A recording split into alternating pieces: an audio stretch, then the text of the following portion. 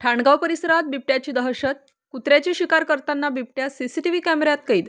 निफाड पाठोपाठ येवला तालुक्यात देखील बिबट्यांचा वावर आता मोठ्या प्रमाणात वाढला असून तालुक्यातील ठाणगाव येथे सोपान शंकर शेडके यांच्या गीर गाईच्या गोठ्याजवळ एक बिबट्या कुत्र्याची शिकार करताना सीसीटीव्ही कॅमेऱ्यामध्ये कैद झाला आहे.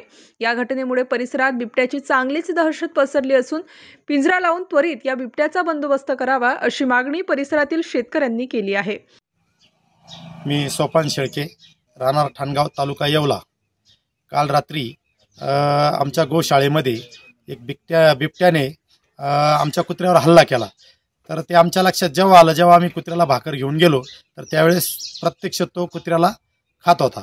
आणि त्यावेळेस आम्ही तसंच पाठीमागं आलो आणि इथं शेजाऱ्यांना फोन करून बोलवलं आणि आम्ही सर्व तिथं एकत्र गेलो.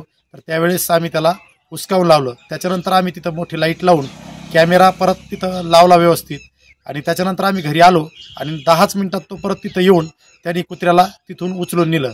तर म्हणून आमचं वन विभागाला ही विनंती की लवकरात लवकर आमच्या शेतामध्ये. स्टार न्यूजसाठी मोहसिन पठाण, नाशिक.